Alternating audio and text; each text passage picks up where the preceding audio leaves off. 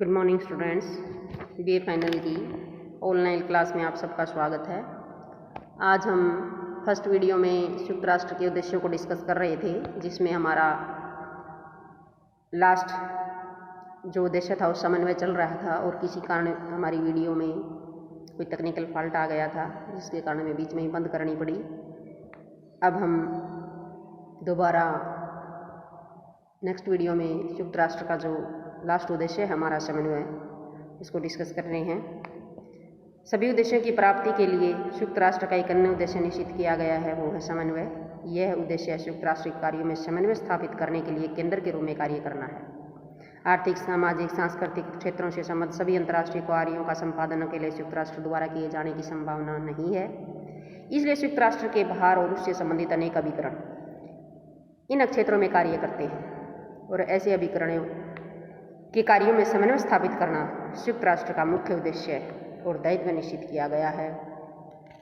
निष्कर्ष में हम कहेंगे कि अंतर्राष्ट्रीय शांति और सुरक्षा को स्थिर रखना संयुक्त राष्ट्र का मुख्य उद्देश्य है और इन उद्देश्यों की प्राप्ति के लिए सभी राष्ट्रों में मैत्रीपूर्ण संबंध स्थापित करना, अंतर्राष्ट्रीय सहयोग स्थापित करना, सामाजिक, आर्थिक, सांस्कृतिक अंतर्राष्ट्रीय का समाधान करना आदि ये जो मेन उद्देश्य हैं, ये अंतर्राष्ट्रीय जो संगठन है हमारा यूएनओ, उसके मेन उद्देश्य स्थापित किए गए हैं और हम ये कह सकते हैं कि अंतर्राष्ट्रीय बंधुत्व विकसित करना ही संयुक्त राष्ट्र का मुख्य उद्देश्य है। और इस उद्देश्य को प्राप्त करने के लिए विश्व की राजनीतिक, आर्थिक, सामाजिक और मानव स्वरूप की समस्याओं का समाधान करने के लिए प्रयास करना संयुक्त राष्ट्र के लिए अनिवार्य है।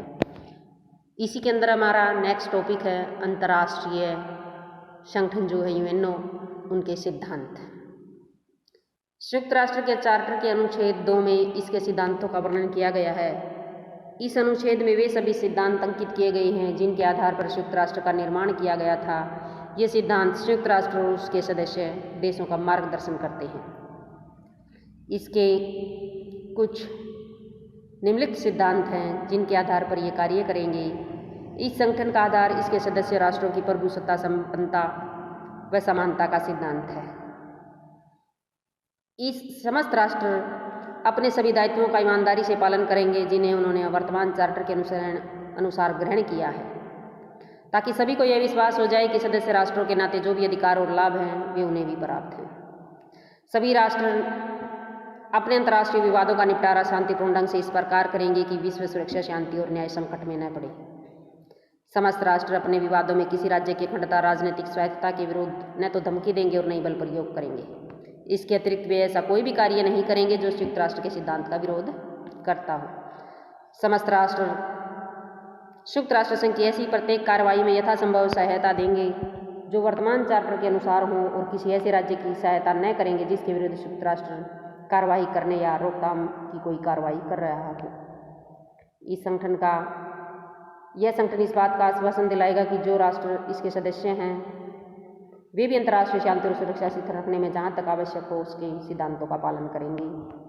संयुक्त राष्ट्र के जिन कुछ मौलिक सिद्धांतों का वर्णन किया गया है वो इस प्रकार है। सबसे पहले सार्वभौमिक समानता।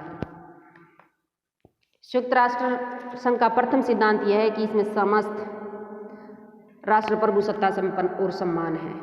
इसका पहला यही सिद्धांत है कि संयुक्त राष्ट्र में वही सदस्यता हासिल कर सकता है जो सदस्य प्रभुसत्ता संपन्न है, यानी किसी अन्य राष्ट्र के अधीन नहीं है।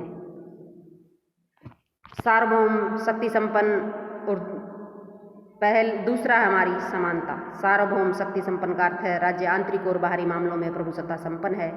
राज्य आंतरिक और बाहरी मामलों में सर्वोच्च है, वह किसी भी बाह्य शक्ति के नियंत्रण से मुक्त है।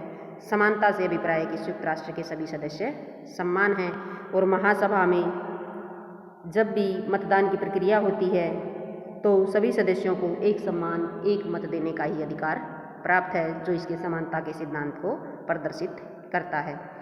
दूसरा है सद्भावना। सद्भावना संयुक्त राष्ट्र संघ का मूल सिद्धांत है। संयुक्त राष्ट्र के सभी सदस्य अपने कर्तव्यों का पालन करने के लिए वचनबद्ध हैं। इस सिद्धांत को चार्टर में इसलिए रखा गया है क्योंकि संयुक्त राष्ट्र तभी सफल हो सकता है जब सभी सदस्य निष्ठापूर्वक अपने दायित्वों व कर्तव्यों का पालन करें। परंतु यदि हम संयुक्त राष्ट्र की कार्रवाई व कार्यों का अध्ययन करें तो इसे स्पष्ट पता चलता है कि सदस्यों ने अपने दायित्व और कर्तव्यों का पालन नहीं किया है। सदस्य राज्य राष्ट्रीयता की संकीर्ण भावनाओं से ऊपर उठ पाए हैं। शक्ति राजनीति और शीत युद्ध ने संयुक्त राष्ट्र के सिद्धांतों का गला घोट दिया है। जिस चीज़ की रचना विश्व शांति के एक यंत्र के रूप में की गई थी, वह विश्व संघर्ष का एक यंत्र बनकर रह गई है, एक मंच बनकर रह गई है। नेक्स्ट है हमारा विवादों का समाधान शांतिपूर्ण। संयुक्त राष्ट्र का तीसरा महत्वपूर्ण सिद्धांत है कि सभी सदस्य राज्य अपने विवादों का शांतिपूर्ण ढंग से हल करेंगे। संयुक्त राष्ट्र के अनुच्छेद 2 के अनुसार संयुक्त राष्ट्र के सभी सदस्य राज्य अपने विवादों का समाधान शांतिपूर्ण ढंग तथा इस प्रकार करेंगे कि अंतर्राष्ट्रीय शांति, सुरक्षा और न्याय को किसी प्रकार का भय न हो। नेक्स्ट हमारा धमकी व बल प्रयोग का अभाव। संयुक्त राष्ट्र का चौथा सिद्धांत है कि अपने अंतर्राष्ट्रीय संबंध में कोई भी सदस्य राज्य न तो शक्ति का प्रयोग करेगा और न ही धमकी देगा और न ही कोई ऐसा आचरण करेगा जो संयुक्त राष्ट्र के उद्देश्यों के प्रतिकूल हो। परंतु कुछ अवस्थाओं में बल प्रयोग को वैधानिक बतलाया गया है। उदाहरण के लिए अनुच्छेद 51 में कहा गया है कि सभी सदस्य राज्यों को आत्मरक्षा का अधिकार दिया गया है, जिसके अंतर्गत वे बल प्रयोग कर सकते हैं। नेक्स्ट है हमारा सहायता। संयुक्त राष्ट्र का पांचवा सिद्धांत यह है कि जब राष्ट्र के चार्टर के अंतर्गत संयुक्त राष्ट्र का कोई कार्य करेगा तो तब सदस्य राज्य उसे सब प्रकार की सहायता प्रदान करेंगे। किसी ऐसे राष्ट्र की मदद नहीं करेंगे जिसके विरुद्ध संयुक्त राष्ट्र कोई निरोधात्मक अथवा प्रतिरोधात्मक कार्यवाही कर रहा हो। अर्थात संयुक्त राष्ट्र के विरुद्ध जाकर कोई देश किसी दूसरे राष्ट्र की मदद नहीं करेगा। गैर सदस्य राज्यों से संबंधित सिद्धांत। संयुक्त राष्ट्र का छठा सिद्धांत गैर सदस्य राज्यों से संबंधित है।